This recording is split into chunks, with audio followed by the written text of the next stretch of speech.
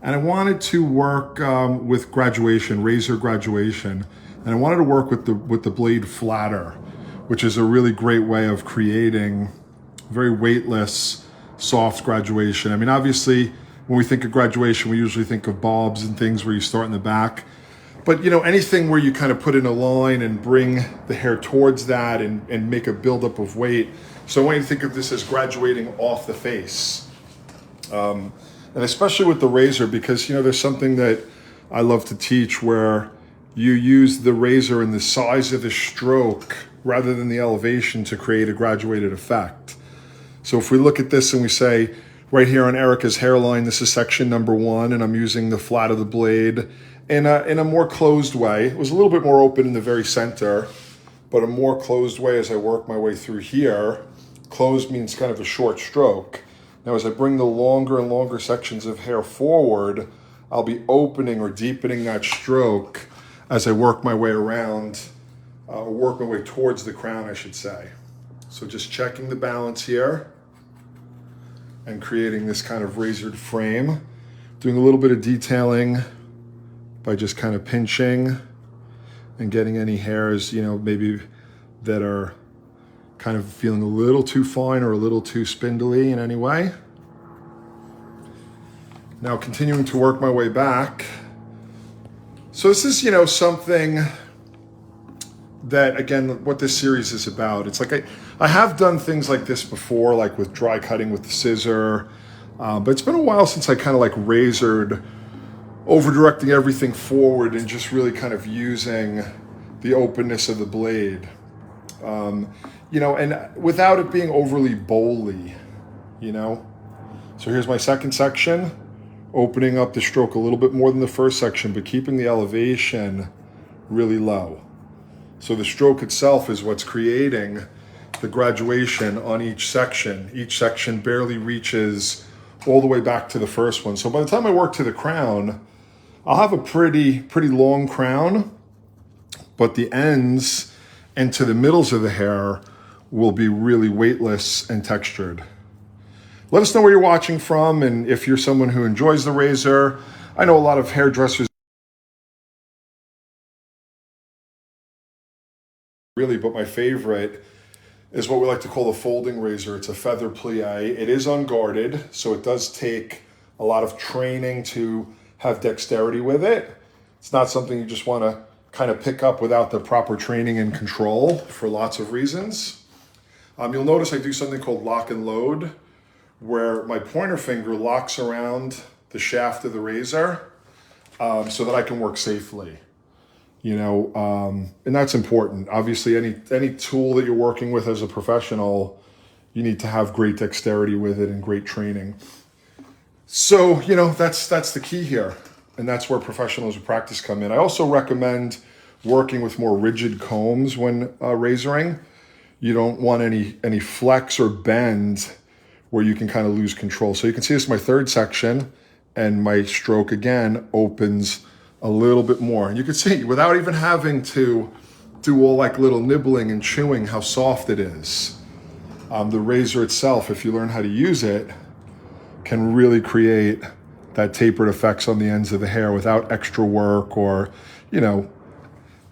it definitely can be simpler than the scissor. Not easier, but simpler.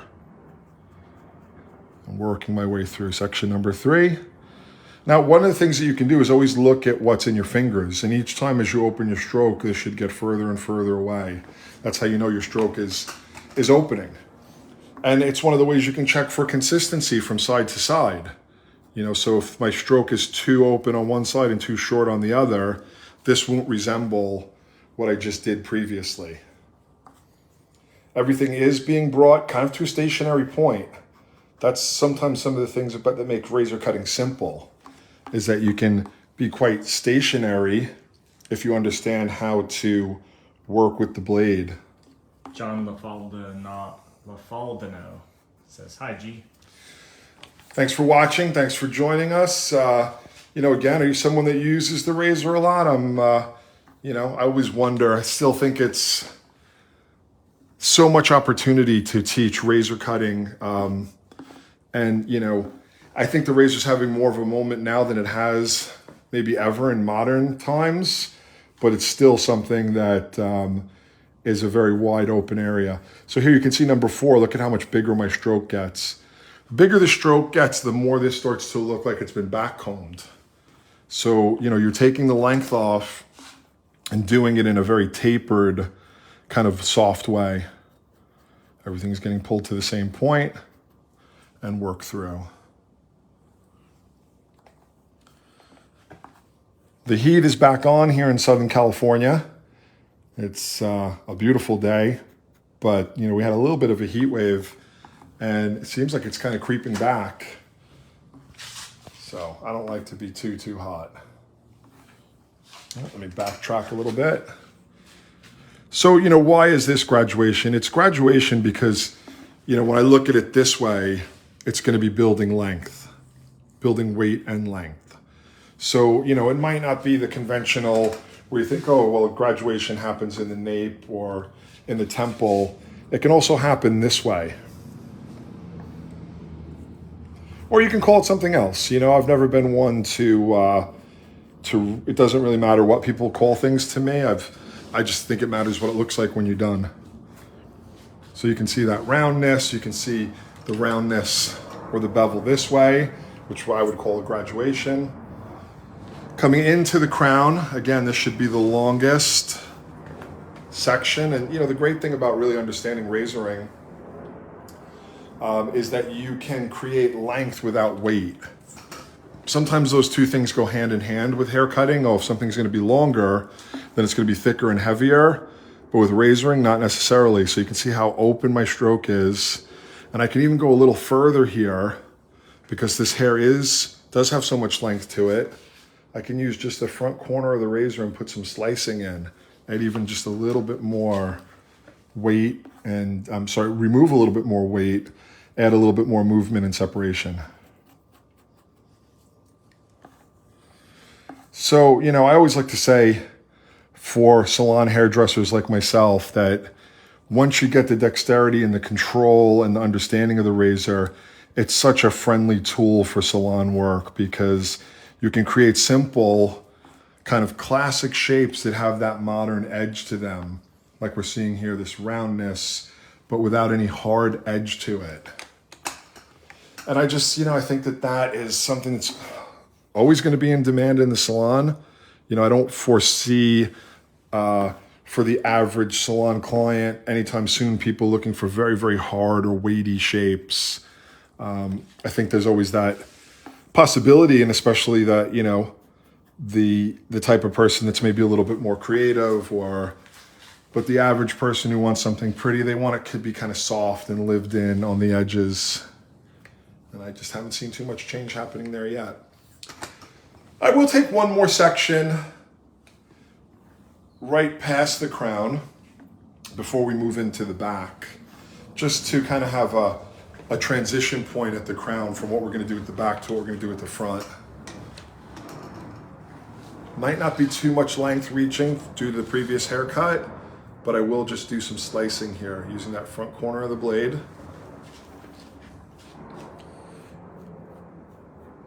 And this will be a real swing point on the haircut where I want to keep length. You know, I mean, the good thing about something like this, one of the good things is that because this is, even though it's a short haircut, because it's internally long, you still have a lot of options for color. You know, where sometimes as you start to cut short, it's hard to get, you know, dimensional, or maybe if you wanted to do some painting, balayage, something like that, it's nice to have some of this length to work with on the inside. Over directing and working my way through.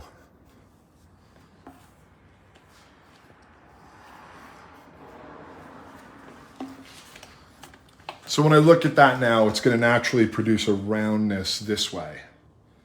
Now, if I keep bringing everything forward, we're going to end up with a mullet, which could be really kind of cool, but it's not what I'm into here. I wanted to go more for a short, pretty kind of more conventional look, using a little bit of tonic from Bumble & Bumble. Still one of my all-time favorites for cutting and razoring. And of course, grooming cream, which I really love as well. to make hair very workable, especially with the razor.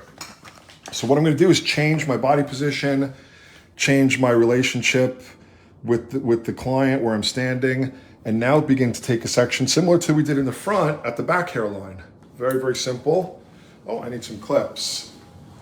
While I'm working, I want to show you guys our new addition to the Hairbrain Pro Shop. This is a hard case for your tools. Pretty cool, kind of like the luggage that you get. It's got like a hard outer shell, durable shell. And those are pretty awesome. So working today on behalf of our friends at Pivot Point, something we've been doing for years. You know, Pivot Point, in a very diverse industry, is a legendary education company in many ways. And people like me who kind of spend our careers educating, I don't know if I could do what I do without Pivot Point, without these incredible mannequins, where I can come out and teach classes and guarantee that everyone gets a great, consistent lesson. Of course, it's great to work with live models, but any educator will tell you it's kind of a crapshoot, depending on what kind of models people get. It can be very difficult. But if you want it, like if you have a whole group of people who've never razor cut before, or razor cut like this before, which happens very often, it's so much better to get them started on a mannequin, a great quality mannequin. And, there is such a huge difference between a poor quality mannequin and a good mannequin. If you got it on Amazon for $20, I can guarantee you it's not going to be a good lesson. Same thing with tripods. Unfortunately, the same thing happens. You want quality, you want a name you can trust, you want consistency, and all that comes from Pivot Point. There really is not even a competitor when it comes to the quality of mannequins, the quality of tripods. They also have such a diversity. Like this is the Erica. I think it's here. Let me make sure. Oh, it's a Sarah. Sorry. Sarah is a little bit of a fuller head shape. And has like a really beautiful wavy texture. They have so many textures, and in the past couple of years, they've added even more. There's so much diversity within the hair textures. You can get incredible lessons. All the densities are great. You're not going to find any weird, sparse mannequins or hairlines that are uncooperative. That's one of the most important things, is that you get a real lesson out of it. Okay, you can see the sections are just curving across the back, still keeping all this hair very low, bringing it all the way down to the hairline, but again, each time opening the stroke. All the way down to the hairline and opening the stroke. And working through and just getting a nice natural roundness. Well, you can see it here. You see that roundness moving? And again, just like on the top front, you're building more and more length towards the crown. Sections do cross over to the opposite side.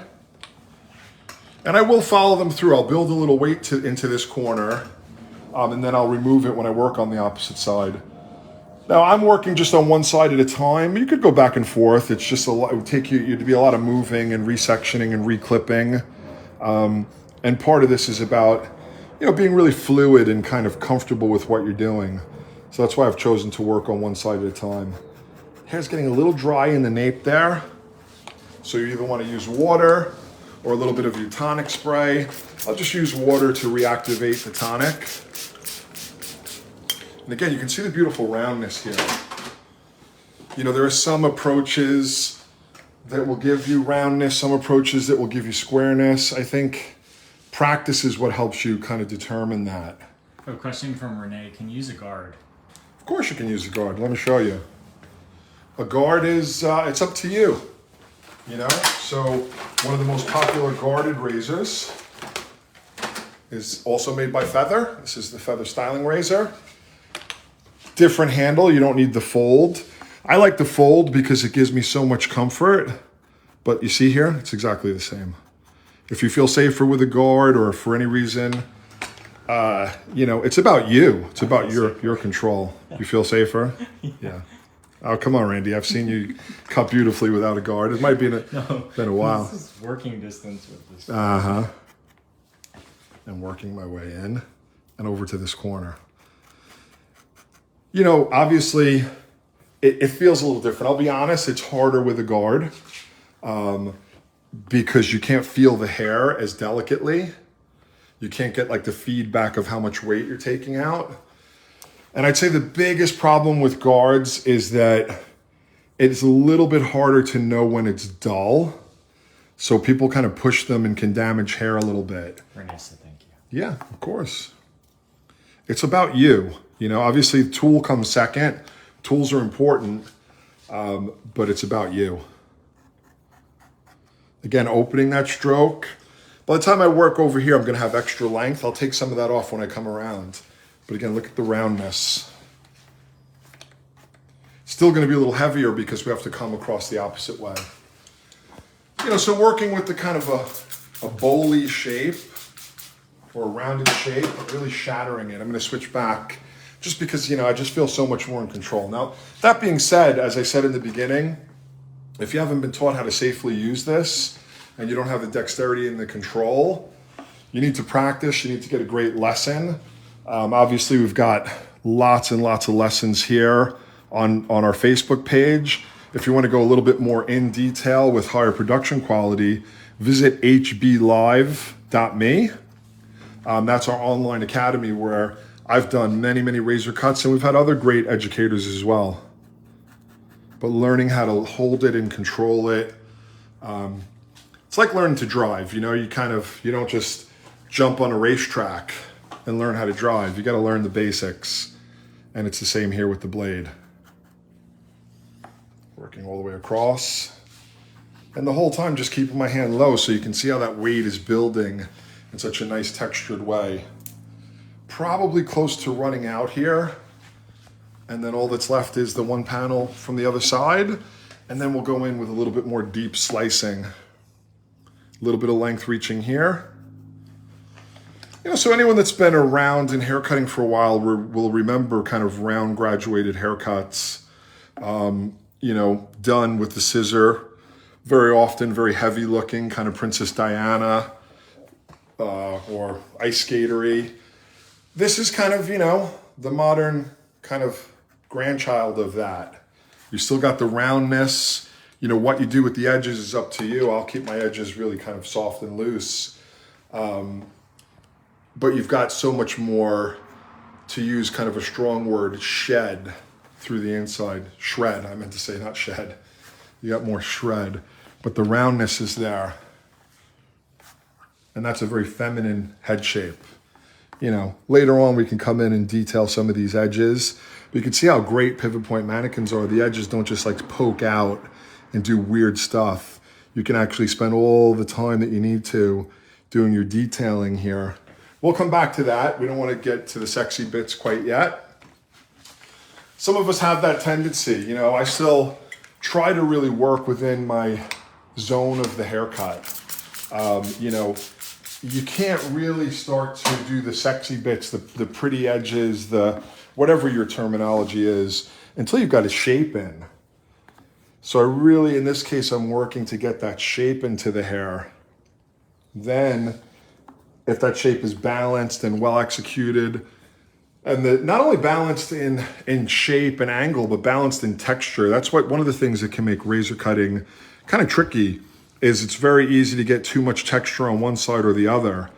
So really having control over the tool and what we call the stroke, how open is your stroke, how deep is your stroke, will really make a huge difference. So it's, you know, it adds another dimension to hair cutting.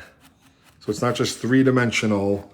It actually, to me, becomes four-dimensional because of the texture. Curving through. There'll be, you know, the nice thing about the way I approach this is this side will have the least amount of work to do, which is good because I've worked pretty hard up to this point. If I had a lot of hair to cut here, you know, you might start to lose focus or lose consistency. But because of the way that this has been cut, it's the least amount of the easiest panel on the shape. And that's because of the crisscrossing in the back. You see, there's not a lot of hair here.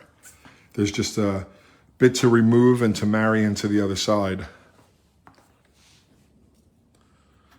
Keep that stroke moving. And keep your body moving. I've been orbiting the head. It's a very rounded shape. So kind of a round choreography around the shape. You know, the tripods are very important. You know, this is the universal tripod from Pivot Point. As someone who's taught, and I'm not lying, literally in thousands of salons over the past 30 years, I can tell you right now that a bad or unstable tripod that you have to keep your foot on, or, you know, or something you have to kind of bolt to a chair, you're not going to be able to practice body positioning. And body positioning is so important in hair cutting.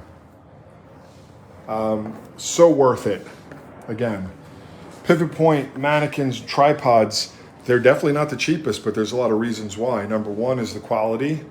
Number two is the integrity. And I say this every time I work with Pivot Point, and it's one of the reasons why I do.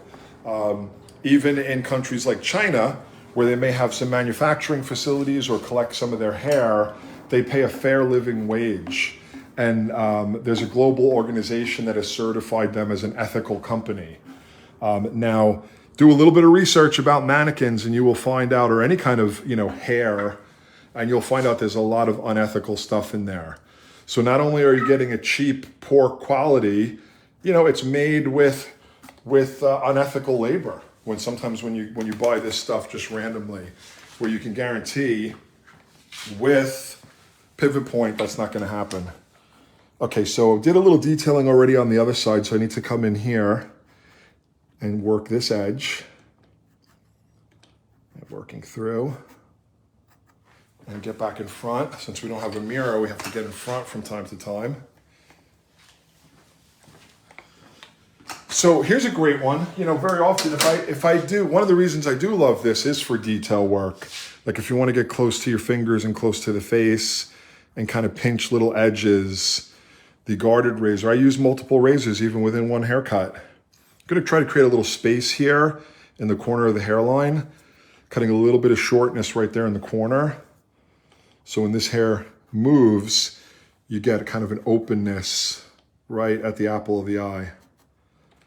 So my shape is in through the inside.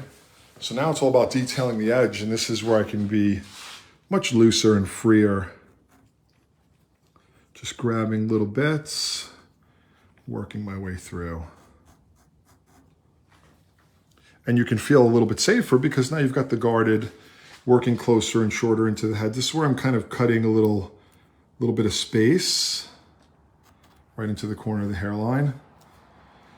You know, sometimes you have a client who comes back after a pregnancy and they've lost a little bit of hair in the hairline, and it can actually be so pretty to work with.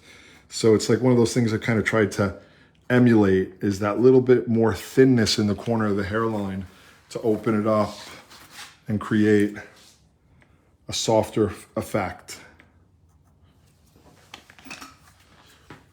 You know, this is nice about a guarded razor. You can work on the surface of the hair as well. Look for that thickness.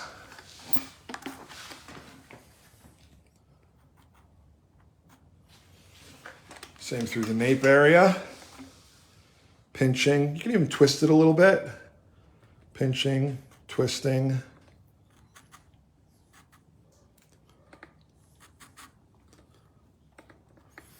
Get a nice rhythm to it. Keep moving. Don't get bogged down. So, you know, consistent.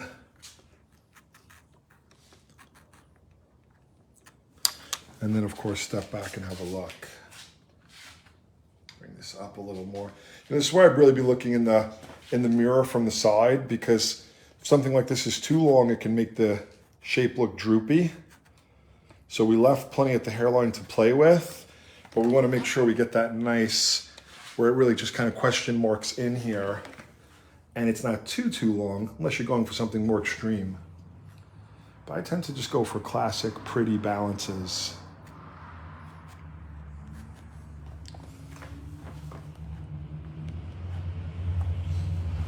Okay, so now working on some of the internal weight. I'm going to come back almost in a cross-check method. We all know that it's getting longer and longer towards the inside.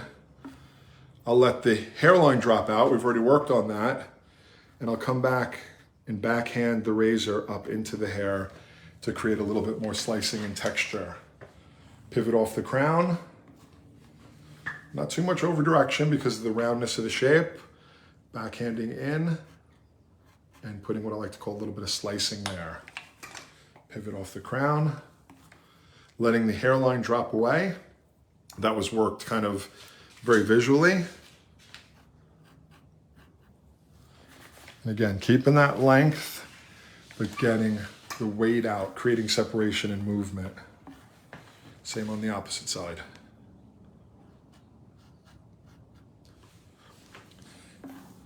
And really consistent with your pressure, the amount of slicing.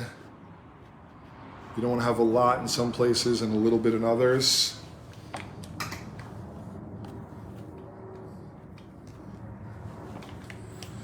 And to the back, I'm going to come across horizontally and bring these straight up.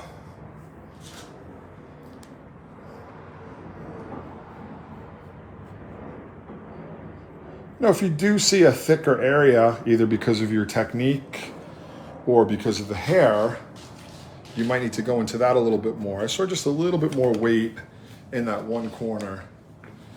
Pivot point mannequins, they do tend to have a lot of density in the crown, which is actually a good thing, rather than some mannequins you buy them, they have like a bald spot in the crown, but these are so realistic that there's a lot of hair there.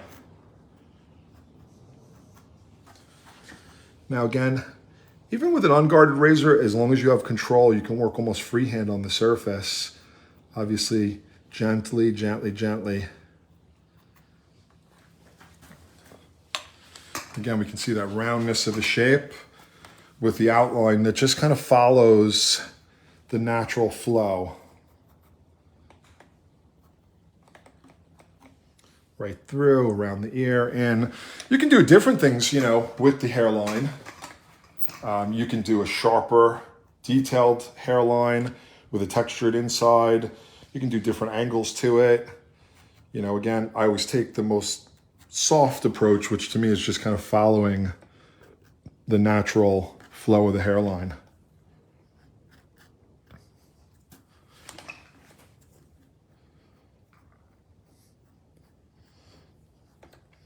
Obviously, very, very gentle here.